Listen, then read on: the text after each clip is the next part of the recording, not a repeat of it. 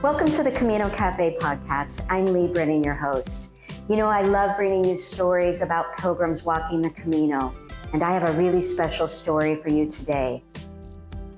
This story is about Gabriel Tempest, a young pilgrim from North Carolina, his high school teacher, and their 4-year quest to walk the Camino from St. John all the way to Santiago. What really moved me about this story is the fact that Gabriel was diagnosed with a condition that left him unable to walk on his own. This is a story of friendship, determination, and a band of people that pulled together to make this dream come true for Gabriel. I'm telling you, there wasn't a dry eye in the cathedral square the day that Gabriel walked in with his team. First up, you're going to hear from that high school teacher, and then you're going to hear from 2 team members, and then finally from Gabriel himself.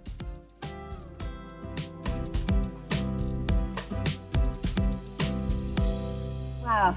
Kym and Susan, welcome to the Camino Cafe. Thank you. Good to be here. I am beyond honored to have this seat before the two of you, because what I have witnessed in the short amount of time that I've known you some tremendous leadership, and I know what it feels like to be a pilgrim, but I have no idea of what it must feel like to be seated in your seats right now, to have walked into Santiago yesterday after completing this dream that you started in 2018. So thank you for coming, and thank you for being willing to share your story. Sure.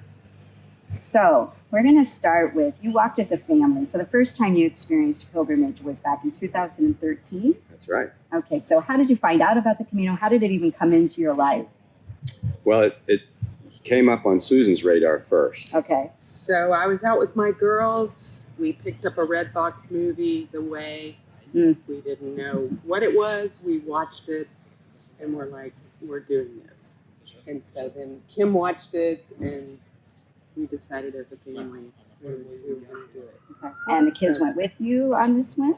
They did. They met us in Lyon, so Okay. they did half of it. Okay. And they had to navigate themselves through airports and trains. Wow. And they stayed the night in the convent there at the albergue.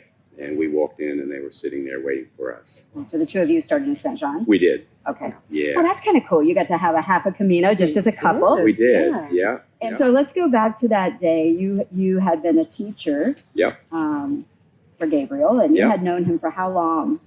By then, 2 years, I think. We first met when he was in 6th grade. And so we had interaction at that point. Okay. But then by 8th grade, I had become his teacher. And so we had gotten to know each other pretty well by then. Okay. And what do Yeah. you teach? At that point, I was teaching just one class. Okay. We belonged to what's called in the States a classical school. So I was teaching Gabriel and the 8th graders a class in logic. Gabriel goes to Latin camp. And so I was there middle of the summer. And I just happened to be at school that day. And he barged out of Latin camp with this huge grin on his face and said, "I'm doing the Camino." And what was your first thought?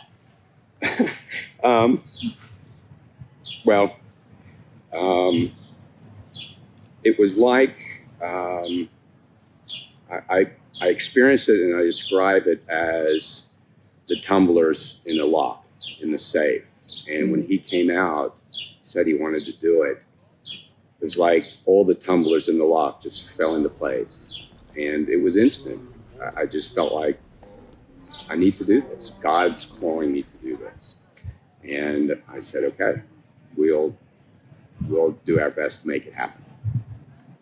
And it took me a couple weeks to summon up the courage to tell Susan that this was my grand plan. But very quickly, Susan was on board, which is great.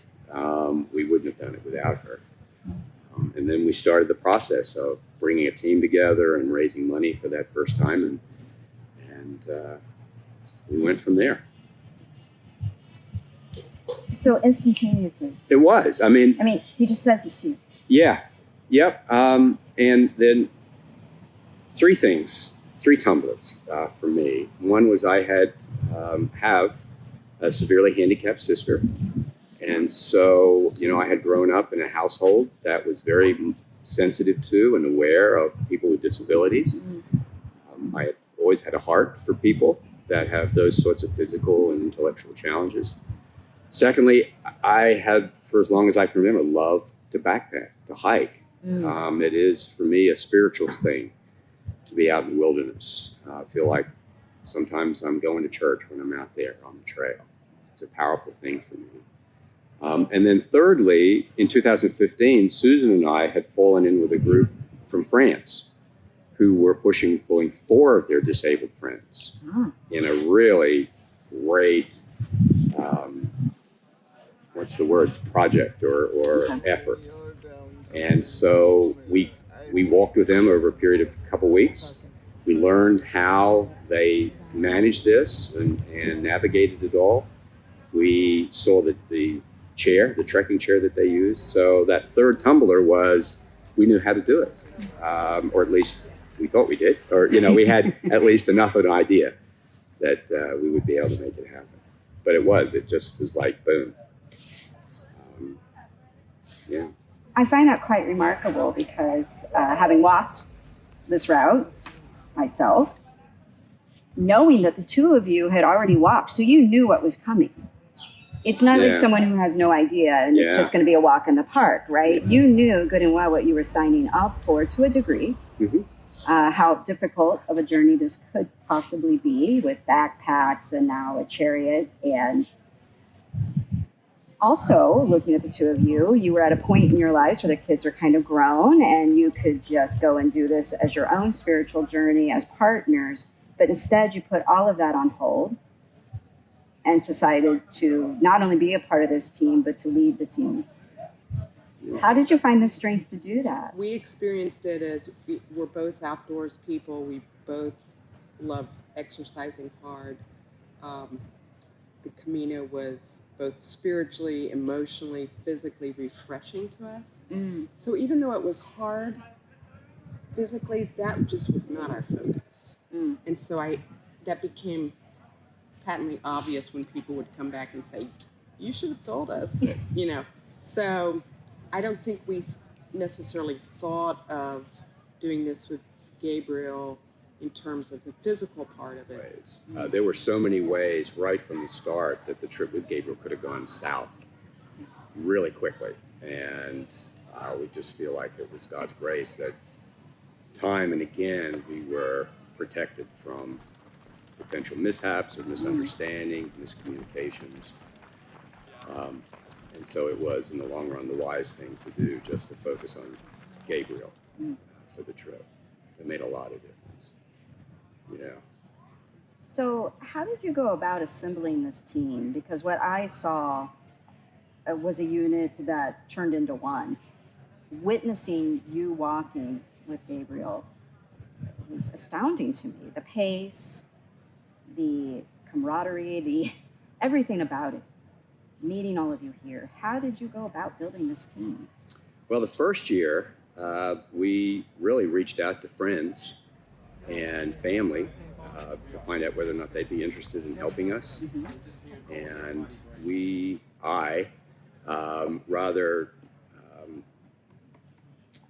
don't know what the word is, maybe irresponsibly, was ready to welcome anybody that said yes. And I was telling somebody yesterday, if we had gone through an application form, there would have been people who ended up on the team that really should not have been. However, even those people in the long run played a role in the success of the trip that we could not have done without them.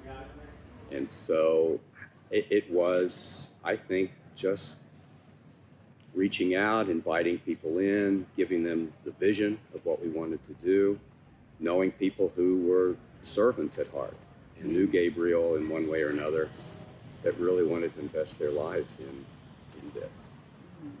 Yeah, and then the second year, we brought some people back, added more, and again, the way, and I think the Camino sort of creates that kind of teamwork, that kind of energy and commitment to one another.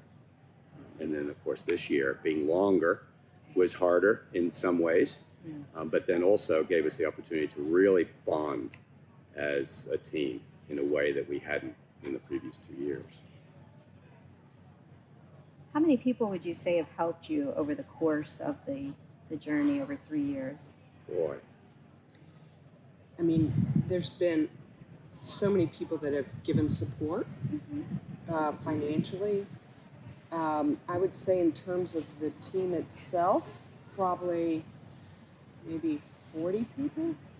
Yeah, Maybe I think that's, yeah. 40 people. The American Pilgrims on the Camino, friends from there have been so helpful. When you look back over the team, can you think of maybe 2 team members that really made a difference that you'd like to share with us? It's hard to pick anybody out. Yeah. Because everybody has played just an instrumental role. Even people who would join us for a couple of hours, just because they saw it. So we had a lot of it. I don't know if we looked, particularly helpless or pathetic, and they had pity on us. I think it was Gabriel's charming personality. That's what it was. Yeah. Yes. What draws people to him? What is it about him that people, yesterday, people that didn't even know him were crying in the square, right? He's funny. He's generous of spirit. He's gentle. He's kind. Yeah. Yeah. When he's grateful. He goes through life with an attitude of gratefulness. Yeah, and people see that, and they're attracted to it. They appreciate that. Yeah. I mean, for me, when you ask that question, the first person that comes to mind is Nick. Yeah, me too. Nick. Nick.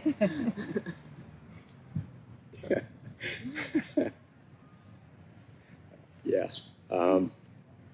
We have a great friendship, and except for Susan, there's no other person that has spoken the truth to me with such love, and it's been great.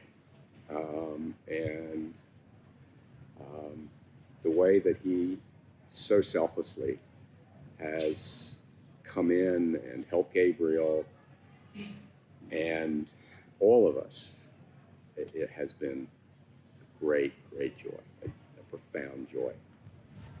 And I can't help but say Robin is the same.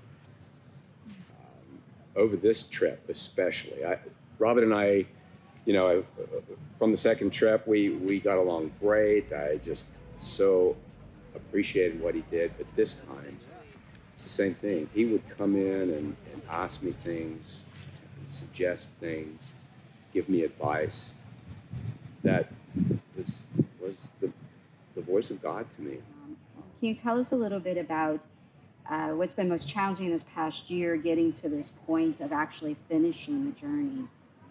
The first 2 years seem to have gone a lot more smoothly in terms of preparation and planning. This year really had a lot of weird twists and turns and hurdles for us to get across. I had major surgery just weeks before. It had originally been scheduled right in the middle of our trip, and in fact, at one point I had started to call people to tell them it was off.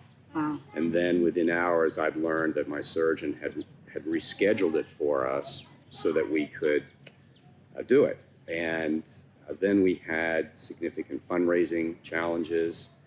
We had COVID questions, but each time something would come up, inevitably that challenge would go away, or we would get over that and we'd move to the next one. Mm-hmm. And we didn't really know, I don't think, till about 2 weeks before that we were actually going to be able to do it. And that created a lot of challenges logistically in terms of planning even albergues and reservations. Susan, she's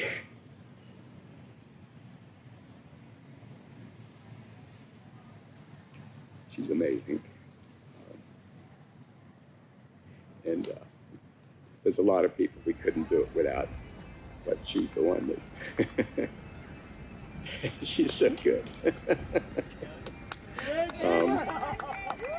got so many gifts, and she loves what we're doing so much that she was prepared to really punch through a lot of difficult things.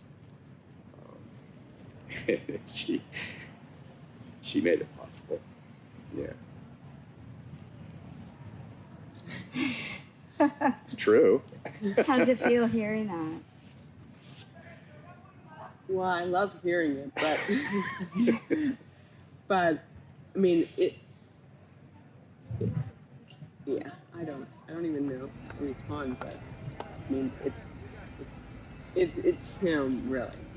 It is his determination, his dream, his focus. So yesterday, that walk into the square, I was filled with emotion, and I've only known you for a short time. Yeah.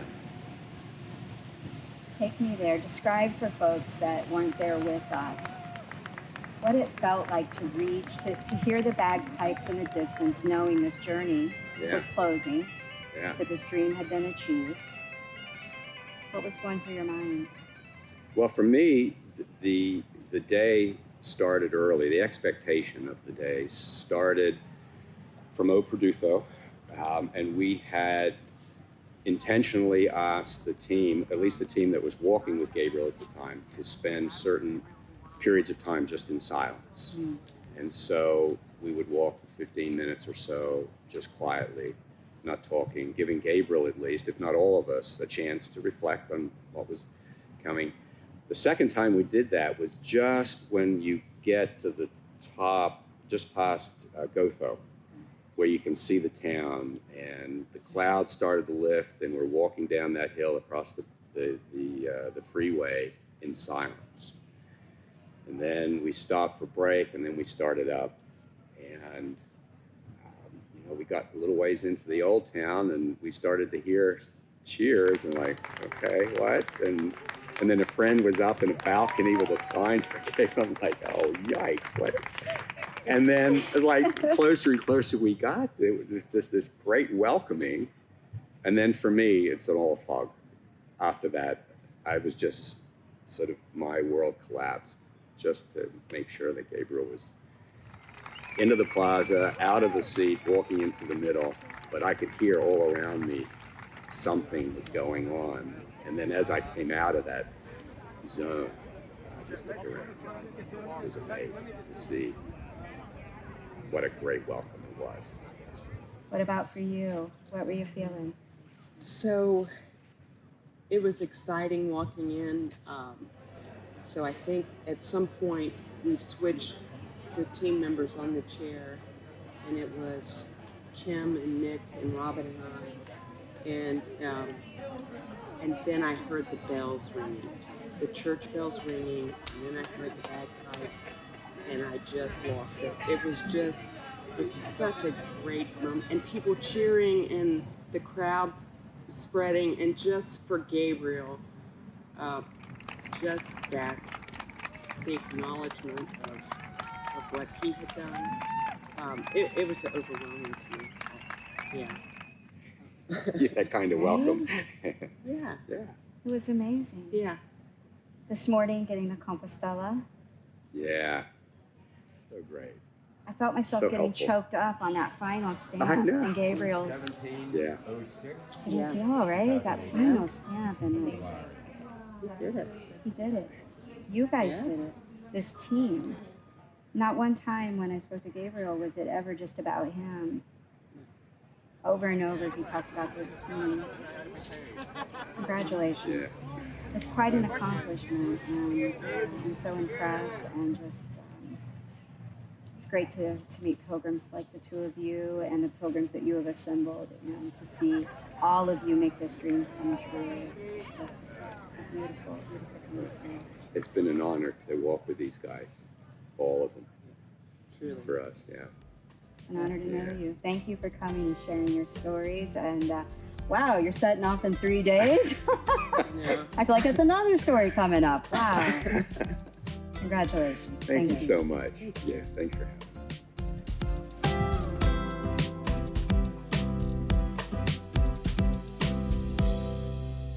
Wasn't that amazing? Next up, you're going to hear from Nick and Robin, two of the key team members from Gabriel's team. Hey, Nick and Robin, welcome to the Camino Cafe. Hi. And welcome, most importantly, to Santiago. We made it. Beautiful day. Now, was this your first time arriving in Santiago? My. Your first time? Robin, you had walked before? Fifth time. Fifth? Wow, okay, all right. So I'm talking to some real pros here. So I met you because you both have been on Gabriel's team, and I am so impressed watching your team yesterday with Gabriel. I couldn't believe, first of all, how fast you moved. I almost had to run to keep up. So it was quite a moment to see you walking with him. So I want to jump back to how this story all unfolded.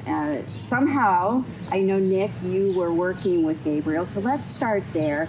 Can you describe a little bit to us on how you first met him and how you ended up on this journey?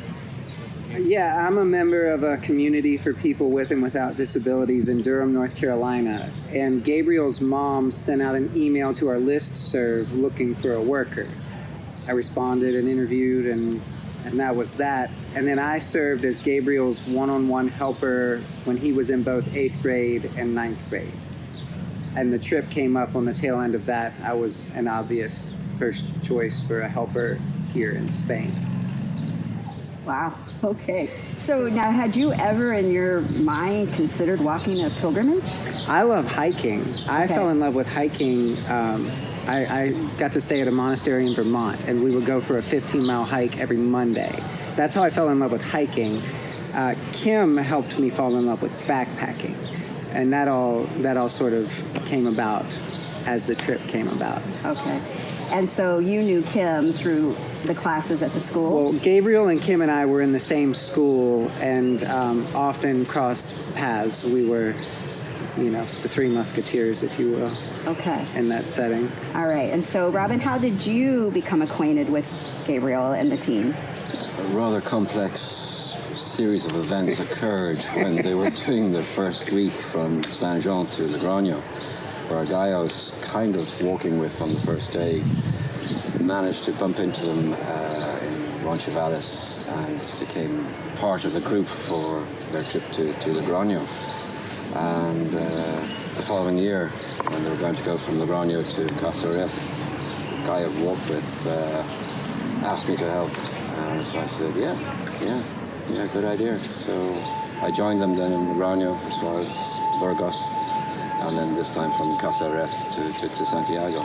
Okay. So you didn't meet him that first year, you just heard about the story? No, I did actually meet them, but at the time I was walking by them, just on the top of the Pyrenees. And there's a group of people, and they seem to be doing okay, so I just kept on going, Yeah, So yeah. Then the guy I was working with got involved, and I heard all about it, and then I was interested in helping out the next year. So he said, "Come on down." So I did, and finally got Gabriel to Santiago. So. Wow. And so this was number 5, you said, coming into Santiago? Yeah, 3rd Frances, 1 Norte, 1 Portuguese. So quite an experienced veteran of pilgrimage. Yes. He's the real deal. He's the real deal. I wouldn't say that. No. I would. No, for sure. Everyone has their own way of dealing with things, and the walking and meeting amazing people and talking and being able to see and hear such interesting things. I love that. I absolutely love that. It's been, in a sense, life-changing for me. Many levels, but I absolutely love it. Absolutely love it. The people. It's the people for me. Yeah, it always comes down to the people, right? Yeah. And you guys had quite an international team. I mean, you're from Ireland, you're from the U.S. What other countries do you think were represented over the course of the walk? Well, we had South Korea, New Zealand, Australia, Kym, of course. Cornwall, yeah, that's our country. I don't think they like to think they are. The Cornish people like to think they are a separate country in England. France as well. And Ben, the first year was from Germany. Wow. Yeah. Well, Italy as well. With, Alessandro. Yeah, Italy holding it down. Yes. Yeah. I think we had a guy called Maurice, but I think he was from a different planet. Never mind. Even Maurizio, he was Italian also. Wow. Okay, so wow. I mean, there's the Camino for you, right? I think you covered several of the folks that we meet. What about age range? Who would you say was the youngest member of the team? And I think we could be the youngest. We walked from Casa Rest to a fair bit into this stage. how old was he, do you think? He was early 20s. Early 20s, all the way up. And who would you say was probably been the oldest team member? Kym. He's Kym? ancient. Yes. Now, of course, Kym can hear us right now, so... I don't know. We had a helper the first year. I think Caleb was 19 when he first came on. He and I both helped Gabriel. This is the first year Gabriel has functioned with only one helper at a time. Okay. Before it was always 2 one-on-one caregivers. Okay. So sitting here with you and also watching yesterday as you were walking along the path into Santiago, I was really touched by the fact that you donated your personal time to do this. And I kind of want to get a feel for what motivated you. How did you put aside your own interests in pilgrimage or your own interests in walking the Camino to dedicate this time to being a part of this team and helping Gabriel to see this dream to fruition? Well, this time I started in Saint Jean, joined the group again at Casseret. So I had over 2 weeks of working with it by myself. Yes. Which I always find absolutely fantastic. And then joining him with Gabriel, like, why not help? Why not? You know? It's a joy. It's a joy to do it. That for me, anyway. That's the reason why I helped. It's hard to say no to him. You know. It really is hard to say no. It's a joy. It is a pleasure to be involved with such amazing people, and especially Kym and Susan, and what they've had to do and the effort that they put in.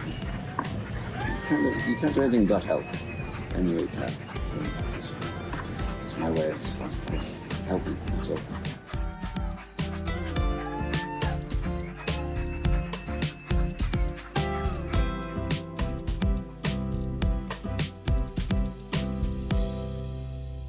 Don't you just love how the Camino brings the right people together at the right time?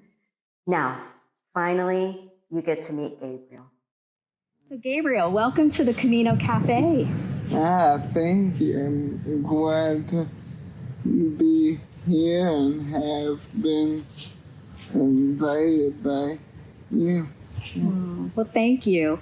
It was so special yesterday seeing you come into the square.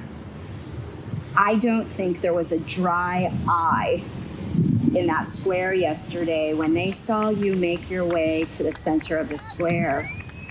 I kept looking at you and wondering what was going through your mind. Oh my, so many emotions because it's the culmination of a multi-year effort to try and complete the entire Camino from St. John all the way here to Santiago, and I was joyful for having finished it. I was also reminded because of the bagpipes and some of my Scottish heritage on my dad's side of the special day that this was commemorating because he passed away 9 years ago yesterday. So there was that, and I hadn't made that connection of the possibility of bagpipes and all that until it was happening. And that was really special. And I felt like all the people in the square that were there, each, even though they may not have known that, played an important and crucial role in the whole experience. So, yeah, that's how I experienced. Wow. Yesterday. It seemed to me such a moment of personal triumph, of a team accomplishing a goal, but also you really reaching this dream that you had set at just 16 years old. And it all came true yesterday, every bit of it. Yeah, it did, and I think what I learned, a huge part of this was the amount of people that needed to be a part of this to make it happen, and I mean, just to have that her brother Liam from New Zealand. all culminate yesterday. I'm like, wow. And it's not about me, it's more about the team and the group of people that helped me get to that end goal, which was special. Yeah. Well, let's go back for folks that may be listening to our interview today or watching. They may not be aware of your story, and I think you have such a remarkable story at the age of, I don't know if you were 15 or 16 when you first saw that film. You were 15. I'm trying to recall, it was called Footprints, The Path of Your Life was the film that you saw. And there was something about the film that made you want to walk the Camino. Can you take me back there and let me know what it was about it? Yeah, when I saw this kind of adventure, not many people at 15 would be like, I want to go without my family on this adventure halfway across the world. But I think I just saw it. I saw that it connected my faith with a physical challenge, and I always like having some sort of goal to try to be accomplishing, and so it just combined a bunch of my things I enjoyed, and then I knew someone that had done it at Kym as my a teacher at the school I attended, so I knew that I wanted to do it, and the reason for it, and I also then knew a person that could potentially help me get that goal accomplished. So, I want to get to 2018. You somehow get the chariot, as you've called it. It's quite a remarkable chair. It's so interesting seeing it yesterday in person, and to realize how it carried you all the way from Saint Jean to Santiago. We really couldn't have done it without that chair. That chair is really the only one that I've seen capable of doing anything close to it. Yeah. So you're 16, you arrive in Saint Jean. Mm-hmm. Had you ever been in France or Spain prior to this visit in Saint Jean? No. Okay. So I've been to Italy twice. Okay, so you've been to... I have been abroad. So that wasn't like totally foreign. Okay. So you arrive in Saint Jean. Mm-hmm. Can you tell us what it felt like going, you're passing the church there, you go across the bridge, you begin to go up and you're heading towards the Pyrenees. What was going through your mind that day? Do you remember? Well, I'm actually here. I'm actually doing this. Like, how did we get from watching a documentary randomly one night to doing it a year later? Like, that's just incredible, and again, just thankful for the people that helped me get to that point.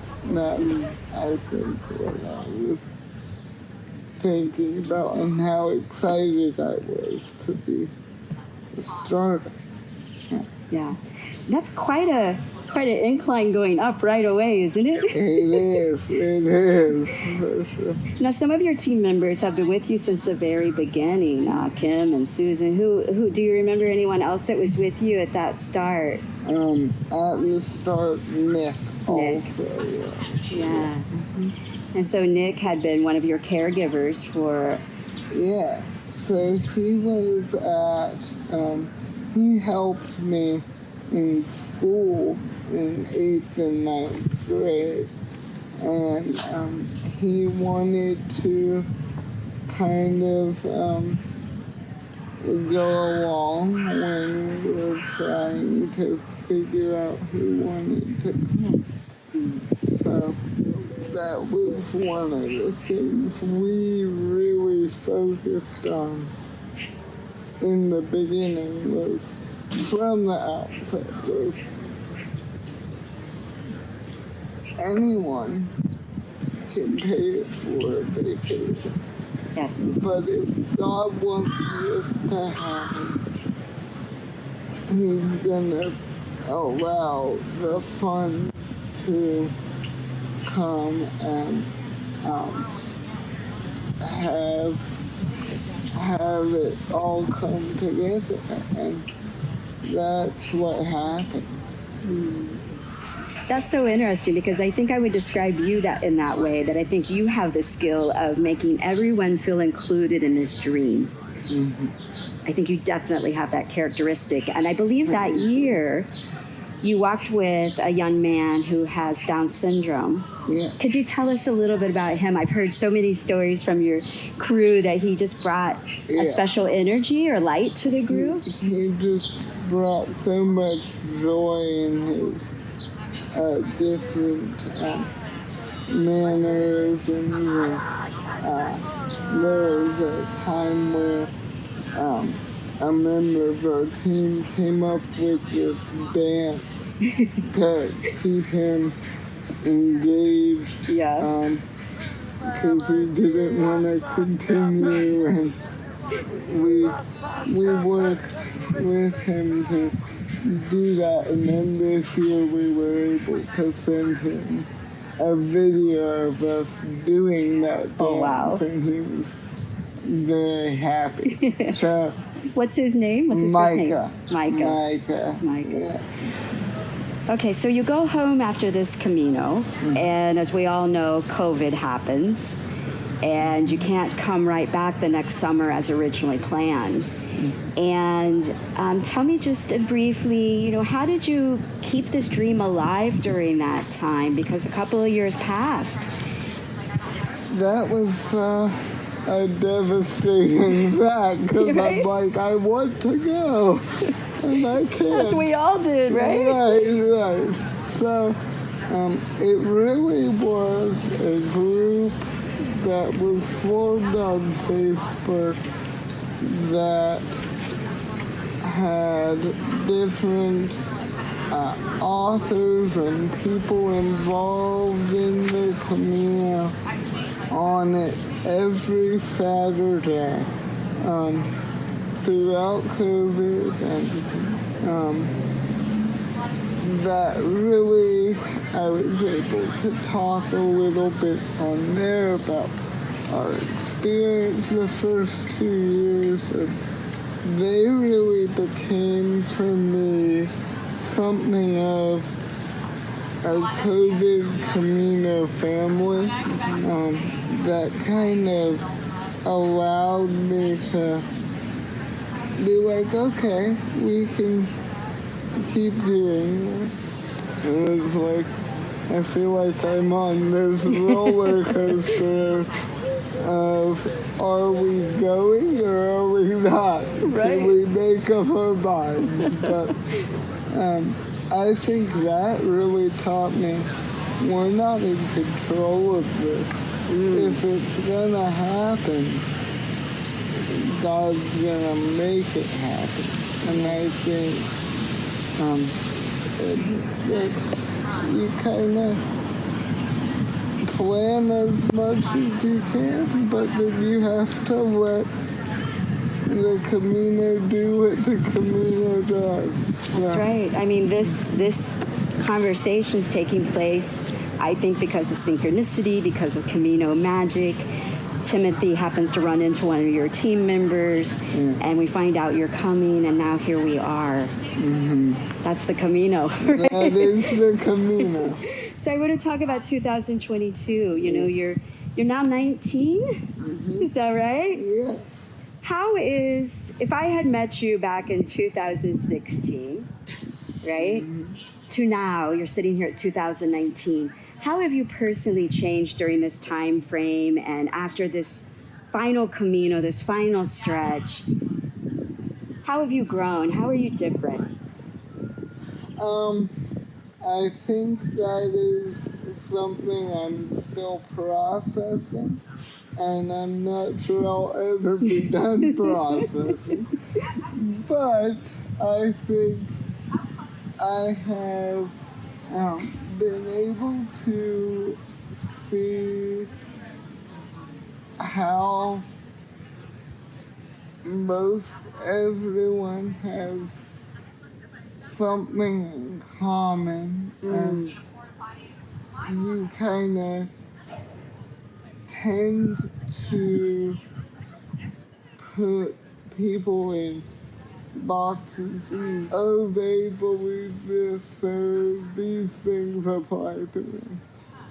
They're from here, so this is what I should think of. But the Camino has taught me how alike we are, and I think how when we have one goal, it really unites people and makes them open to each other. Yeah. You know, you have achieved this monumental dream. Mm-hmm. And I'm sure there are people watching or listening to us who have not yet had the opportunity to walk the Camino, or maybe there's another dream that they're wanting to pursue. And I just wonder if you could give us some words of wisdom, some encouragement. What would you say to them at home, you know, about pursuing a dream and achieving it? What advice do you have? I mean, I think it's a lot about surrounding yourself with people who can help you realize that dream.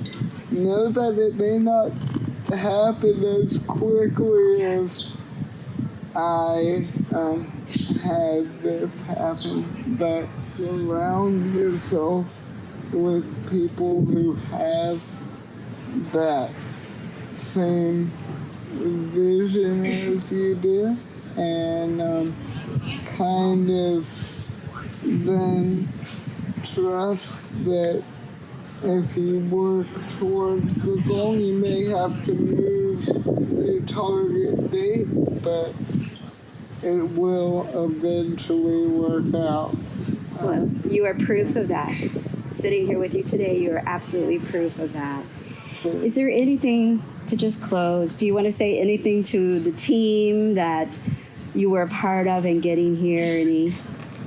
Yeah, I'm just thankful to the whole team, people we know and people we remember, and those even we don't remember, but who also played an important role in getting here.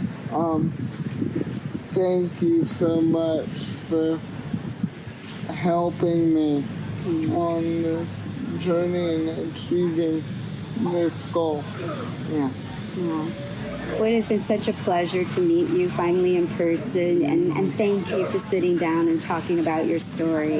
But most of all, congratulations on achieving this, and I'm just so happy for you. Thank you. I'm privileged to have been here with you and on this podcast. Thank you.